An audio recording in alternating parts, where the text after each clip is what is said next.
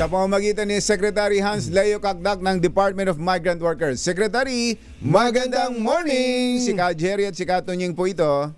Magandang umaga po sa inyo lahat, Ka Jerry, Ka Tunying, sa inyo mga tagapakinig, tagapanood. Opo, update po sa ating mga kababayan, lalo na yung mga nandiyan sa Middle East, Secretary. Yes, patuloy ang pagmamanman natin sa sitwasyon na alam natin na merong mga alerts overnight in the last 24 hours at least. Kaya alam natin na may mga ilang bansa, lalo na sa Gulf states, na nagbigay ng alerto, merong mga nagpa-curfew na host government. But okay naman, maayos na sitwasyon ang ating mga kababayan na when we're speaking of the Gulf states. Ang rule of thumb naman dito ay yung pagsunod sa mga host country protocols, lalo na sa mga safety protocols sa mga host countries, host governments, kasi sila mas may kaalaman kung paano magbigay ng proteksyon sa kanilang mga residente, mga mamamayan. At the same time, yung pinag-utos ng ating Pangulo since day one ng crisis na ito, which is yung pagbibigay ng mga welfare services and protection.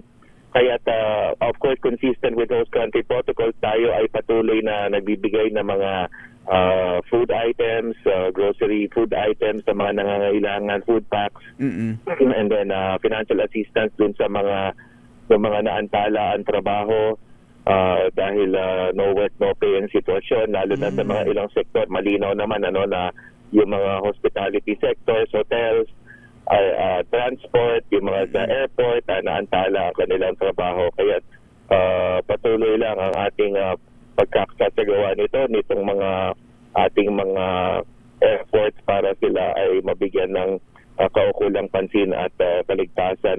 Higit kumulang ay mga 18,000 ang nabigyan natin ng serbisyo ng OFWs on the ground. Yung po bang nabanggit nyo na those whose job ay apektado o naantala, sabi nyo naantala, Hindi makapasok. makapasok. No work, no pay. Wala po bang, of course, merong hindi namang kalakihang ayuda ang Philippine government, pero yung host countries o host governments po ba, ano ang kanilang commitment para po sa ating mga kababayan?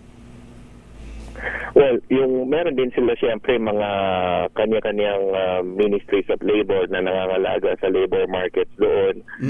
Meron din alam nating effort, halimbawa sa Israel, nakausap ko lamang ang ambassador natin doon, si Ambassador Eileen, at nakiusap sila sa mga hotels na wag ilagay sa no work, no pay ang mga workers natin at ang tugon naman ng mga hotels doon, hotel employers, ay wag na ilagay sa no work, no pay mga kababayan natin. So, may mga ganyang klaseng efforts.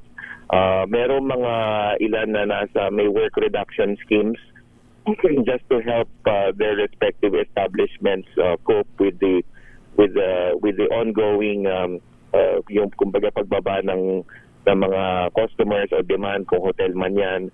Nanggaling ako mismo sa Dubai a few days ago at nakikita ko naman na nagsisikap pa rin ng mga hotels na to remain open and remain operational.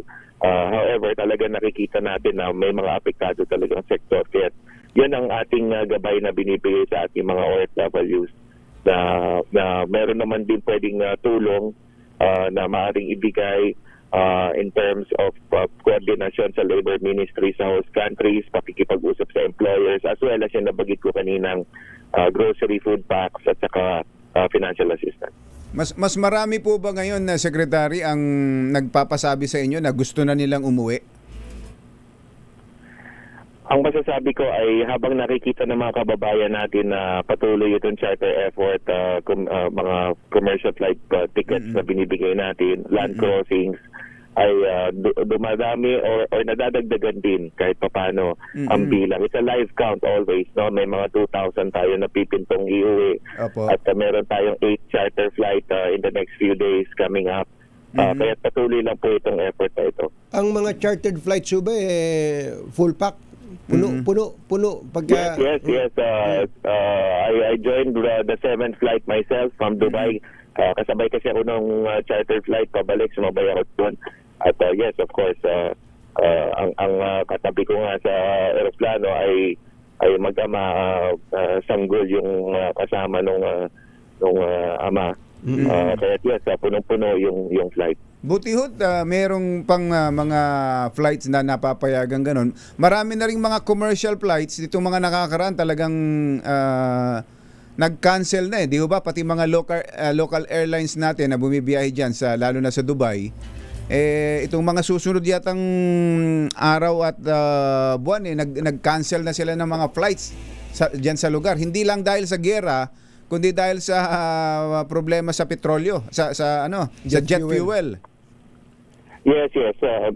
Ang commercial flights nagpapatuloy halimbawa sa UAE, pero ang problema ay hindi tayo makasecure ng maramihang block bookings, yung seat bookings na tinatawag. Kaya ito ang nagbibigay ng pangangailangan sa mga chartering. Yung mga charter flights natin kasi yung mga napapauwi natin in 2 weeks time ay otherwise kung walang charter flights ay 1.5 months aabutin. Grabe, no? Sek, naobserbahan nyo, i-share nyo nga sa amin yung observation ninyo sa Dubai Airport. O halimbawa, kung hindi man sa Dubai, sa Abu Dhabi Airport, kumusta ngayon nyo? Dahil dito sa pangyayari na to, laging puno yan dati. Daming tao, napaka-busy niyan. Diyan nagle-layover ang maraming mga flights papunta ng Europa. Nung pong nandoon kayo, anong naobserbahan ninyo? Yes, operational naman yung airport. I saw it for myself. Pero siyempre, ma-observe nyo na ang volume hindi kasing dami ng dati. Alam natin na Dubai and Abu Dhabi are very busy airports. Nakikita naman natin na talagang operational yung airlines, lalo na yung national airlines ng UAE. Pero yun nga, mapapansin din natin na yung volume hindi ganun kalaki, hindi ganun karami. Not like before. Kasi nga, ayan, halimbawa, yung sarili nating airline, hindi lumilipad sa Dubai ngayon. So among other international airlines, na hindi muna lumilipad. I think kanya-kanyang anunsyo naman yan sila mga airlines ang paghinto muna. Kaya yun ang general observation. But otherwise, makikita natin na operational pa rin talaga yung airport. But having said that, we're also mindful na mga ilang establishmento. Halimbawa, ang Abu Dhabi is not as busy as Dubai. So alam natin na meron mga ilang kababayan natin apektado. At yun na nga yung binabalik ko dun sa assistance na binibigay natin on the Kasi kaya ako rin tinanong, Secretary, minsan nadaan ako dyan sa Dubai, para ka nasa NAIA, sa dami ng mga Pilipinong staff doon sa mga establishments dyan, ano? Yes. Isa yan sa mga minamanmanan natin. By the way, hindi lang sa Dubai. When you're talking of Kuwait o Bahrain, marami rin Pilipino dyan sa airport. So, tinutulungan natin yung mga trabahante, mga workers na nahinto yung trabaho o nag-work reduction o slowdown gawa nung paglimitan ng airspace o pagsara ng airspace. Nakikita ko namin yung bigat ng inyong trabaho. So sa ngayon mga gaano na ang na-repatriate ng kagawaran? Ay 4,000 na ang na-repatriate natin at patuloy lang itong effort na ito. Kasi nga yung demand o yung mga requests for repatriation ay nadadagdagan pag nakikita ng kababayan natin na episyente yung pagsasagawa ng mga charter flights natin na pinag-utos din ng ating mahal na Pangulo. Pero yung ito pauwi, pero may marami rin tayong mga stranded na papunta rin sana ng Middle East para magtrabaho. Paano naman ang ginagawa doon ng DMW, Secretary? Yeah, tinutulungan naman din natin sila. Kung maalala niyo, yung mga unang araw nitong hituan ay kami ni Admin PY Kauna nasa airport at check namin yung mga kanseladong flights at kung sino mga apektado nito, binibigyan ng karampatang transport assistance, hotel bookings para yung kanilang flight back sa kanilang mga probinsya. Ngayon, dun sa ating yung mga naantala ang trabaho, tayo rin naman ay pinulong natin ang mga recruitment agencies kahapon. Oo. Yung mga apektado dito ay pinalista rin natin kung sino man yung mga apektado at bibigyan din ng karampatang tulong mula sa mga government agencies. Hindi lamang sa DMW, ang ilang agencies katulad ng DSWD ay tayo rin ay nagsasagawa ng koordinasyon patungkol dun sa mga, kasi nandito sila sa Pilipinas So, pwede naman sila ma-refer sa mga iba-ibang government agencies na may karampatang financial assistance programs din. Saka ito, maganda sinabi ni Secretary Sani Angara, yung mga teachers natin na ibang trabaho sa abroad, pag uwi dito, willing nilang yakapin ang ating mga OFWs. Yes, that's right. Merong mga teachers na yun nga, nandun kami, doon sa Job and Livelihood Fair nung isang araw sa Quezon City Hall. Pinasinayaan ni Mayora Joy Belmonte siya nag-host, at nandun kami ni Sec Sani, Sec Cristoque ng DTI, Sec Kiko Benitez ng TESDA, si Admin PY ng OWA. So, yun nga, inanunsyo rin niya doon, binanggit niya doon yung programa. Joint effort yan actually ng DMW at ng DepEd, yung mga, pag ikaw ay licensed teacher na OFW, pwede namin siya i-refer sa DepEd para mapapasok siya sa Philippine Public School System. Opo. Siya nga pala, Secretary, sa Iran po ba may Pilipino pa? Ang bilang ng mga Pilipino sa Iran ay hindi aabot ng 50. Sa kanila, marami sa kanila na iuwi na ng DFA, wala tayong migrant workers office. Karamihan ng mga Pilipino sa Iran, mga kasal sa Iranian national. Asawa, oo. Concern pa rin ng gobyerno natin yun. Kumusta ba sila? Okay, nasa maayos naman silang sitwasyon kasi being married to Iranian nationals, of course, hindi sila OFWs, but ang alam natin ay ang advantage ng ganung nasa sitwasyon ay mas nakakapagpasya sila sa mga kapakanan nila. Oo. Kumbaga, assimilated sila sa lipunan doon. Oo. And therefore, mas kabisado nila yung terrain, mas kabisado nila yung kultura, mas adjusted sila doon.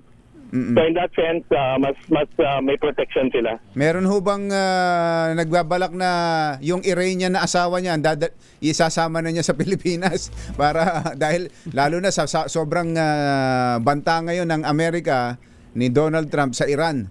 Meron ho bang mga ganon sitwasyon? Siguro ang DFA mas makakaalam yan, but ang alam ko is ang DFA is well coordinated.